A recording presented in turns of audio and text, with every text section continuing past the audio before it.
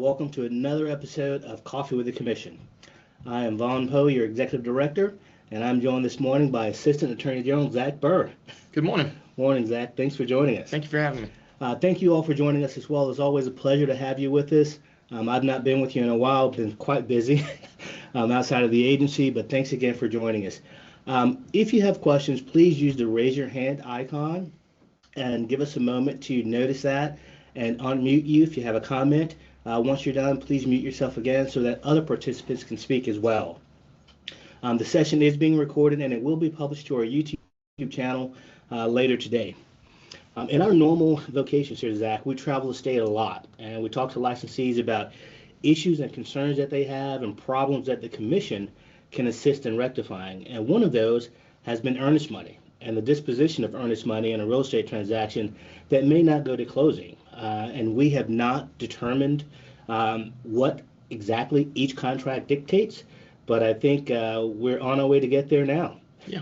Yeah. So as a staff here at the Commission for a few years, we've been having an issue where we've seen companies close and when they close, let's say the qualifying broker is wishing to retire, and so they're closing their door, and they call us and they say they're still holding earnest money from decades ago, and they want to know what to do with it. The parties didn't sign a mutual release, and neither of the parties have sued each other, and they want to know what to do. And there's an interpleader process where they could pay the money into court, but that process is complicated. In some counties, it's more complicated than others, and so we really have not been able to provide them with a good answer on what to do.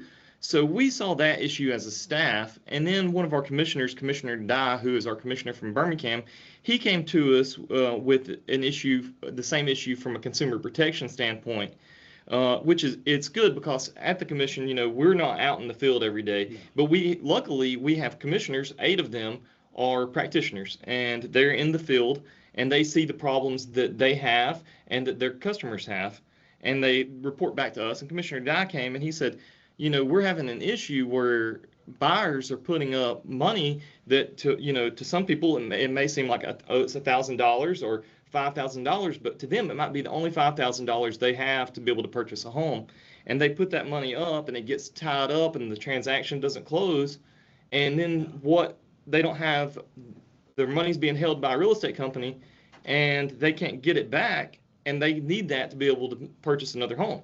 So he said, we've got these buyers that are unable to move on to the next transaction because their money's tied up into a past transaction. So he asked us as a staff to come up with a solution for that. So what we did to get a good idea of what's going on across the state is we formed a task force. So on the task force was Commissioner Dye and Commissioner Deborah Robinson, who's from Mobile, and Commissioner Kim Bear-Lair, who is from Coleman. And then we also had, from our staff, we had Wendy and Vaughn, Starla, and myself. And then we asked some qualifying brokers across the state to be on the task force. So we had Cindy West, who's from Gunnersville, Julie Minto, who's a qualifying broker from Mobile, Lyle Wilkes, who's from here in Montgomery, and Nathan Oldroy, who is a broker in Clanton. So amongst the task force, they formed a solution, and we have now turned this into a proposed administrative rule. The administrative rule is 790-X-3-.03. So we've proposed an amendment to that rule. And just to let you all know, this is currently a proposal. If it becomes promulgated and becomes an actual rule, it will go into effect sometime in the fall, let's say around September. But we're in a public comment stage. So if any of our viewers have comments that you want to submit to us about the rule that I'm going to explain, then please do so, and it could potentially change the rule and how we move forward. So we're open to ideas. So if you have comments, you can just email me. My email address is zack.burr@arec.alabama.gov. So my first name, it's Zack, and then it's .burr@arec.alabama.gov. And we always have to tell everybody Alabama spelled all the way out because a lot of people shorten that. Yeah. So in our email address, Alabama spelled all the way out. So if you have comments, you're welcome to submit those to me, or at our commission hearing in June, we're accepting live comments on this rule.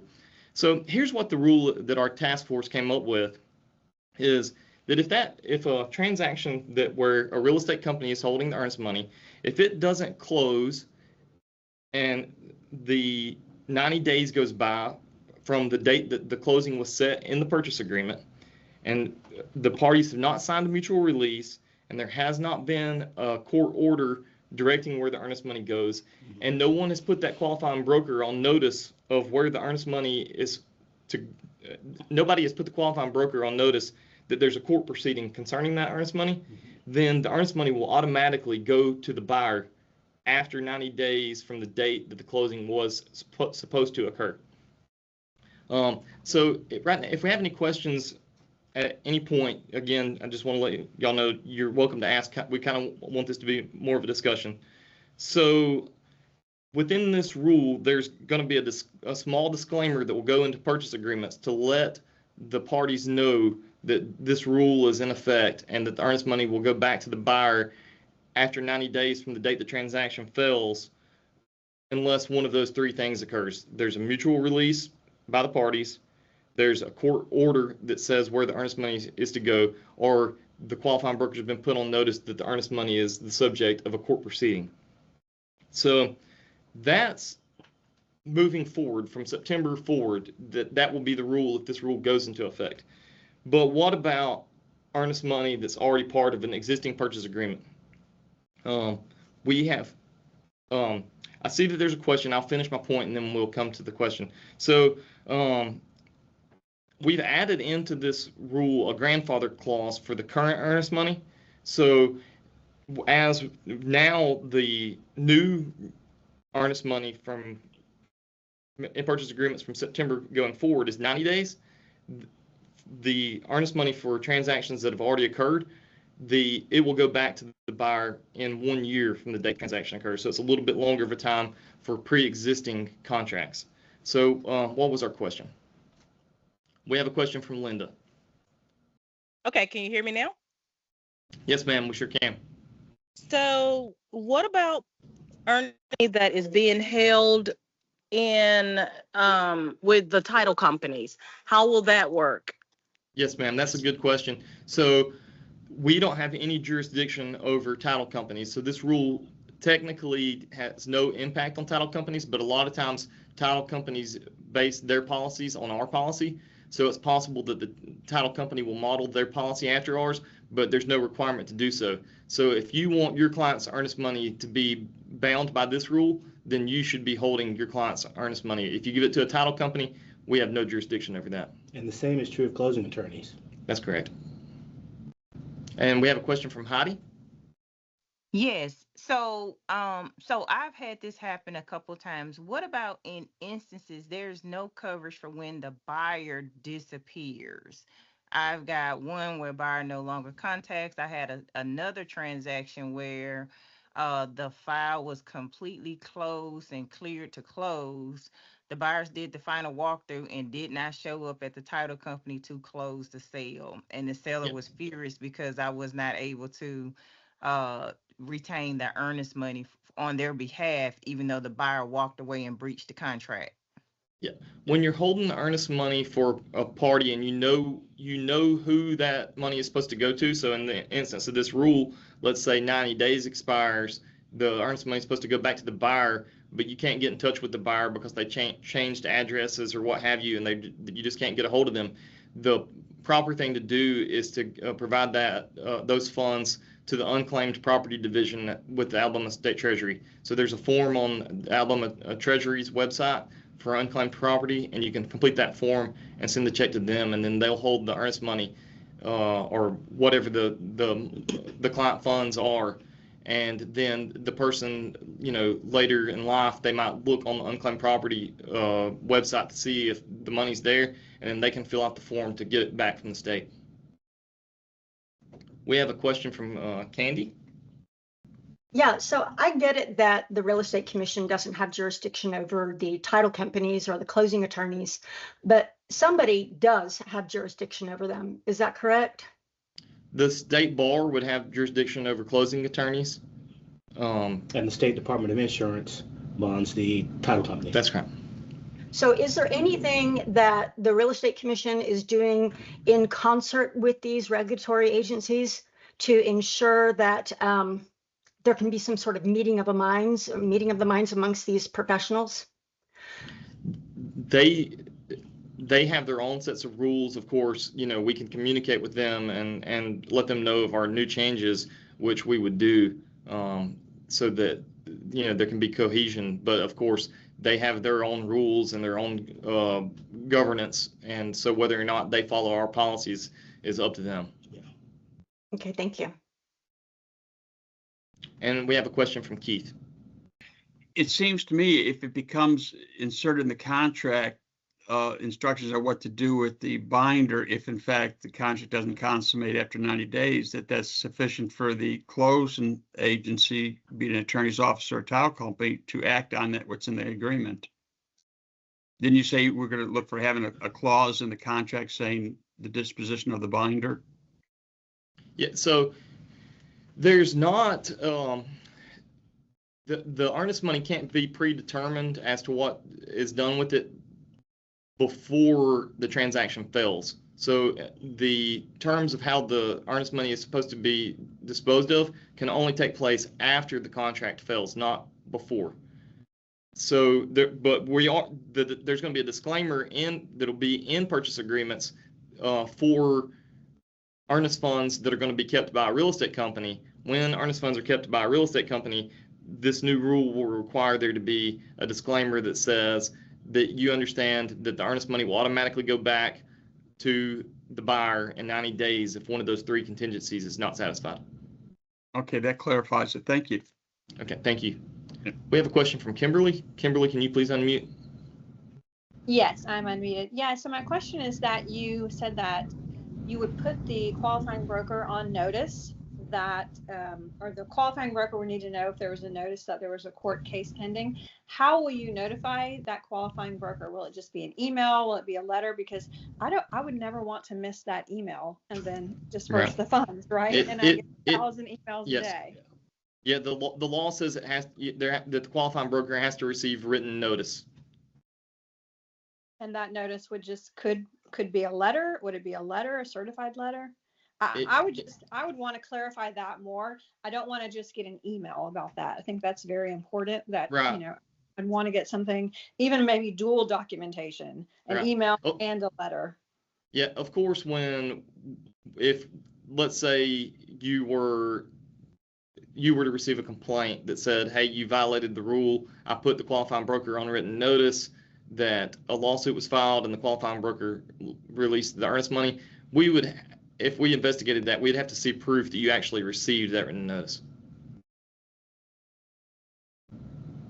Oh, okay. Yeah. I mean, I would still ask that it would be dual documentation in some way, not just that it was delivered to my inbox. Yeah, right. I understand that concern. Thank you so much. Yes. We have a question from Tim. Tim, can you please unmute? Yeah, it seems like this could potentially really diminish the effectiveness of earnest money. It just seems heavily buyer weighted, where buyers essentially would just wait it out, and sellers are rarely going to pursue legal action because these amounts are too small. Correct. Of course, just because the earnest money goes back to the buyer doesn't mean that this rule does not impact the statute of limitations. So the seller can always still file a lawsuit against the buyer to get that earnest money, even if the earnest money does go back to the buyer. So the seller would still have recourse, but this just prevents that earnest money from just sitting there for forever. So it gives them, hey, if you want the real estate company to continue to hold the earnest money, you need to go ahead and do something within 90 days. You need to act now, or else that earnest money is going to go back to the buyer, and then your only recourse is going to be to get it back from the buyer rather than the real estate company holding the earnest money.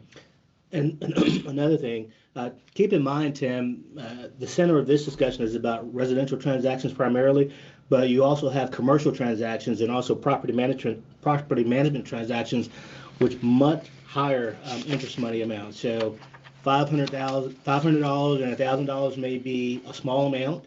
for a residential transaction, but if you have a $1 million earnest money amount in a commercial transaction, that's a bit different. And we want to make sure that you all have flexibility in what you do. That's one of the caveats that have kept us away from this over the years. We didn't necessarily want to direct in what to do, but more importantly, we wanted to give you all options because we have had several accounts that have been into the hundreds of thousands of dollars, and then we've tried to sort it out. But then even the qualifying broker didn't know who the funds belonged to. And so we went into an exhaustive process of trying to track folks down. But it's different, I think, based on the sector of the practice. Right. Residential is not that high, commercial much higher, property management, just keep counting. Yep. Gary, can you please unmute? Am I still muted? No, no, sir, we can hear you now. Okay. Is there going to be some kind of proposal that we can look at prior to this being put in force so we can kind of review it? Yes, sir.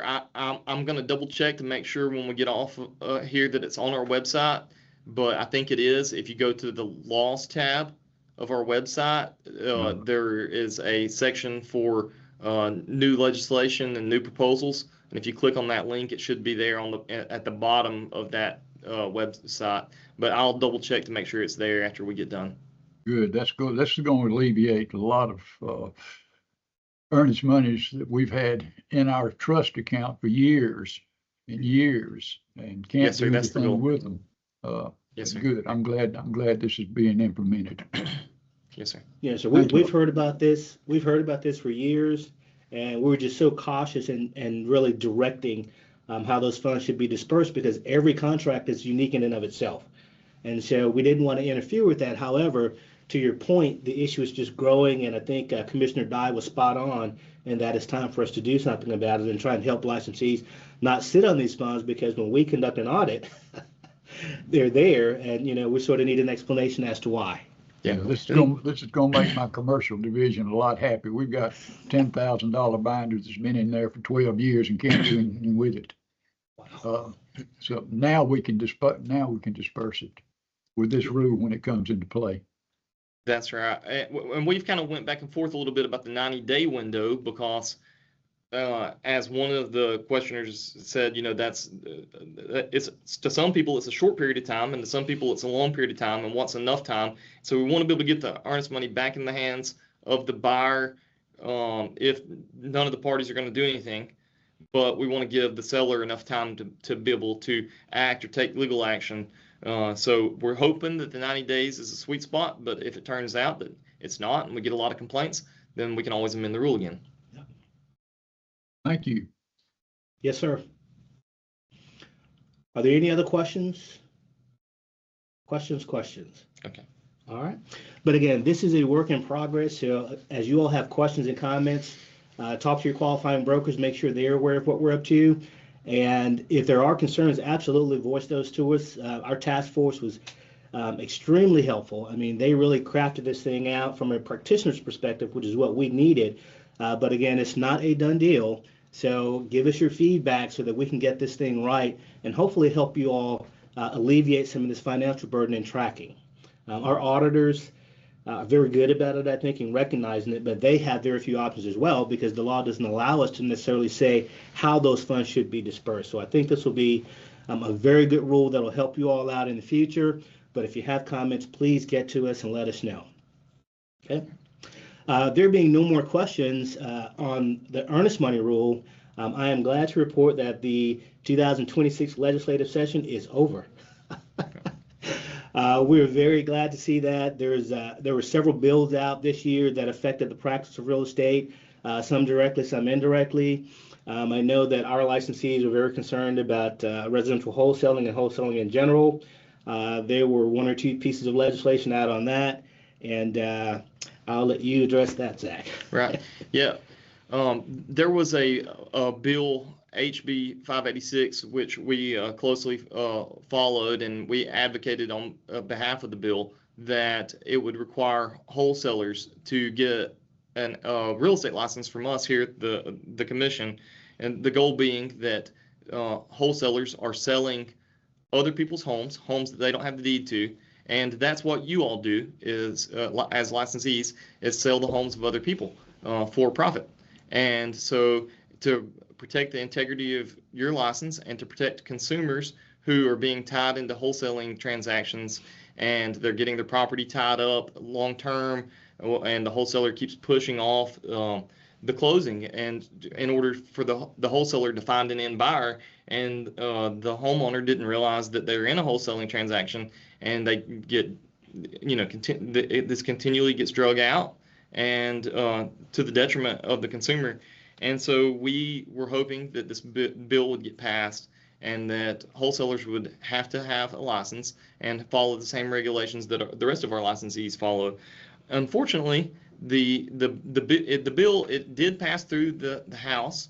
It passed through the Senate committee. It got to the Senate floor, and it was the very last bill that was discussed in our legislative session, and then the legislature adjourned without the bill passing the Senate, and it didn't get passed. So we're hoping that it gets passed next year, but Vaughn, sometimes you can't make things up, and so the legislature adjourned on maybe 5:30 or 6 o'clock on Thursday. Mm-hmm. And on Friday morning, my very first phone call was from a licensee in Mobile, and she was asking me for help. She said that she had a consumer, a client of hers, that had gotten tied up in a wholesaling transaction. They didn't realize that she was a licensee and didn't even realize she was dealing with the wholesaler. And they got into this wholesaling transaction, and she needed to get out of the wholesaling transaction, and she wanted to know what to do. And I couldn't provide too much guidance because we don't have jurisdiction over wholesalers. So I explained to her, hey, this bill died last night. Hopefully it gets passed next session, but this doesn't help your client. But we hope that it can get, passed soon. But what I would like for you all to do is share your wholesaling stories. If you have stories of people who have been victims of wholesalers, or if you yourself have been in a wholesaling transaction that has had issues, please share that with me so that I can be able to share that with our legislators to let them know these are real people that are being impacted in our state by this industry, and we need to fix it. And so if you share your stories with me, then I'll make sure that our state representatives hear your story, and we can tell them this is the impact that this is having, and ask them to please pass legislation to regulate wholesalers. And we're also going to share this information with the governor's office. Yes. All right. Well, are there any questions about that? Questions? We know and realize that this is a concern of yours as licensees. This is probably our 5th year trying to address it. And sometimes things take this long, and that's quite okay. There's no reason to, I think, give up on the initiative. But as we're talking, someone's being taken advantage of right now by wholesalers. And I think even in some of our committee hearings, the members of the committees were victims of the solicitations, the aggressive solicitations. And they're pretty much fed up with it. So we're going to keep trying. We're going to keep fighting for you all, trying to have this thing rectified. We do understand the problem, and we're following the process. So thank you all again for your patience and understanding. I get these calls very often as well, and it's very disheartening for me to have to tell the victims that there's nothing I can do from this agency when our job is to protect the public. Yeah. And that's unfortunate, but we'll keep trying until we get there. That's right. Questions? No questions. Excellent. Well, again, thank you all for joining us. We really do appreciate your time. We're just under about 30 minutes. Are there any commissioners on that have any comments? I know there are 1 or 2 out there. Okay. All right. Well, if there are no further questions, that will conclude our discussion. Remember, tomorrow morning at 9 a.m., we will be hosting commission hearings here in Montgomery. It is a public meeting. Everyone's welcome to attend if they like. If you are, in fact, the subject of the hearing and you're coming to sit before commissioners, please be mindful of your attire. I know that may sound minuscule, but we've had several individuals show up to the commission hearing as a respondent, and they were not professionally dressed, and the commissioners pay attention to that. It's a very professional setting, and so we would ask that you respect that and dress accordingly. This session will be recorded again, and it will be posted to our YouTube channel. If you'll have questions or comments about our earnest money rule or about our wholesaling initiative, please let us know. Please, please, please. We're here to help you. Thank you very much for your time again, and have a wonderful week. Thank you.